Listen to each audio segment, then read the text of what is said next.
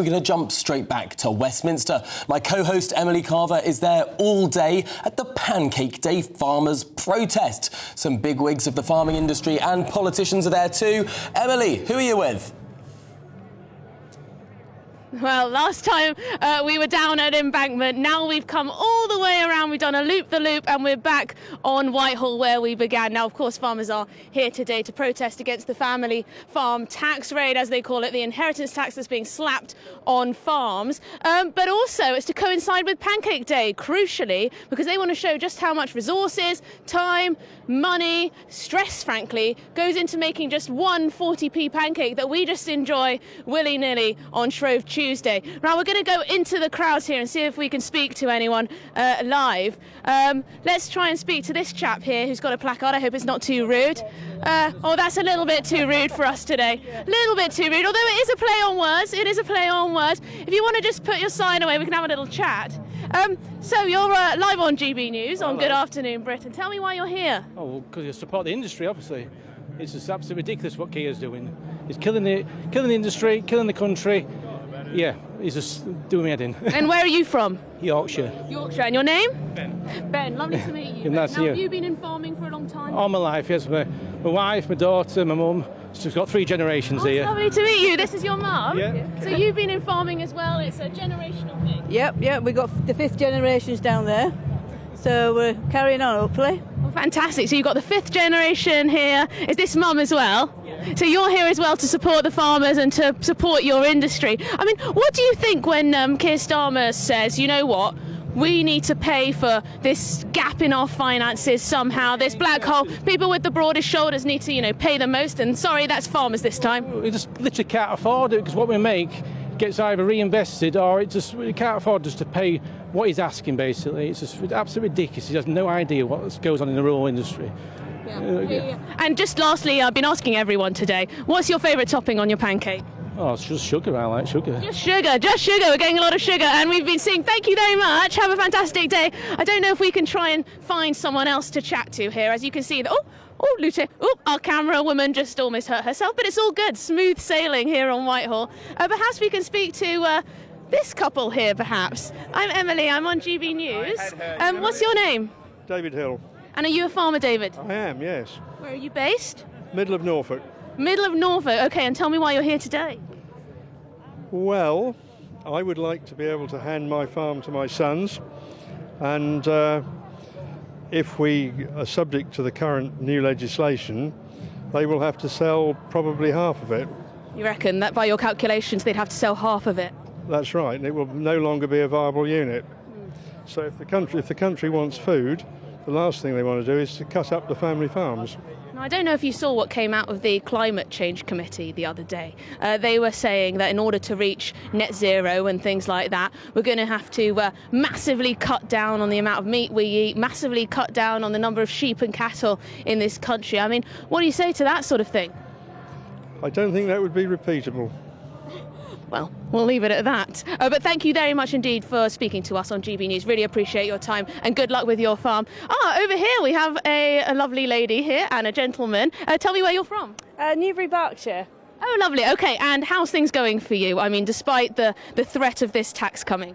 From a young person's point of view, farming was hard to get into, but it's even harder now. Land's not going to be sold off for a reduced price because farmers are going to want to sell as little as possible to pay off this inheritance tax. And I've just personally finished a 4-year degree in agriculture at Harper Adams University, and I'm in debt because of it. And I'm almost thinking, well, why did I do this? Because the farming industry is such uncertain times at the moment. Well, our future is uncertain, isn't it? This is one of, sorry, just to dip over here, but thinking about the impact on young people who, as you say, have committed a lot of time. She has. Worked as a kid on the farm. Yes. And now thinking about the future, oh gosh, have I chosen the wrong path? Well, that's the problem. I mean, I'm 5th generation, Eleanor's 6th, and I work with my mother who's the 4th generation. So it's, it's very difficult looking forward and seeing a future at the moment. We've got, the inability to invest because why do you want to keep investing and making the thing more valuable? So we're sitting there with this sort of almost paralysed, You can see why there's such high levels of depression and anxiety and things like that, which is something that's not talked about enough, I don't think. Just how stressful that It is extremely stressful. I sit there every day talking to my 80-year-old mother who still works, and we discuss death on a daily basis. And because we've got to. And the unfortunate thing is, it's around us all the time, but we're sitting there discussing how we do it. Yeah, I mean, that's just, no one wants to be talking about death on a near daily basis, but that's the position you're now in because of the inheritance tax. We're going to have to leave it there, but thank you so much and good luck. I hope you stick with it and it's worthwhile. Really, really good luck to you. Well, there you go. There's a taste of what people are saying here on the ground at the Farmers Pancake Day rally. Back to you, Tom.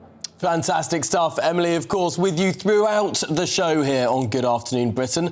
But we must get the government view on all of this too. We've heard from the farmers. What does the government minister, Alex Norris, have to say? Here's what he said to GB News a little earlier.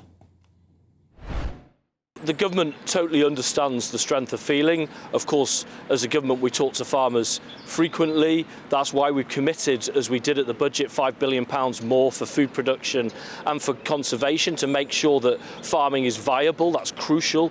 We've also committed to our 25-year farming roadmap, which the NFU have said is badly overdue. So we are making very positive changes to support British farming. I am here still in Whitehall for this Pancake Day rally, farmer rally, that is. I'm in front of a big forage harvester that's worth hundreds of thousands of pounds. This is the type of kit farmers need to invest in just in order to bring us pancakes. I'm delighted to be with Tim Farron, former Liberal Democrat leader. Tell me, Tim, just how important is this issue to your constituents? Well, massively. I'm privileged to represent 1,500 farms in the lakes and the dales, the rest of Westmoreland, a beautiful part of the world, but a place where farming is not profitable. So many farmers in my neck of the woods will own their own farms.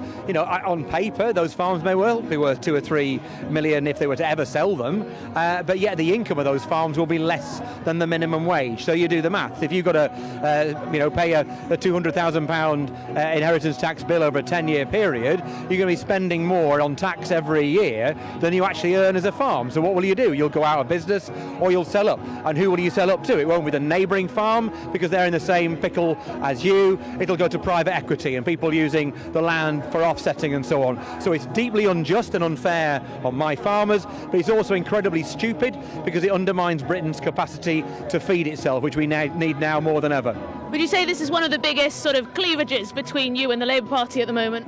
Well, I think the last Conservative government also treated farming terribly. I mean, what we've not mentioned so much at the moment is that this government is ramping up what the previous government did when it came to cutting the basic payment. 76% cut this year in the basic payment, which I think will leave many tenant farmers literally incapable of being able to afford the rent. So we take the view that we're the one party in the countryside that gets the countryside on the side of working farmers, whether they be owner-occupiers or tenants, and we're determined to be that voice. We know what farmers need is to be able to trade freely with our neighbours on the other side of the channel. They need to be supported with public money for public goods, and they need to be, above all else, supported to produce food, which neither this government nor the last one has supported them to do.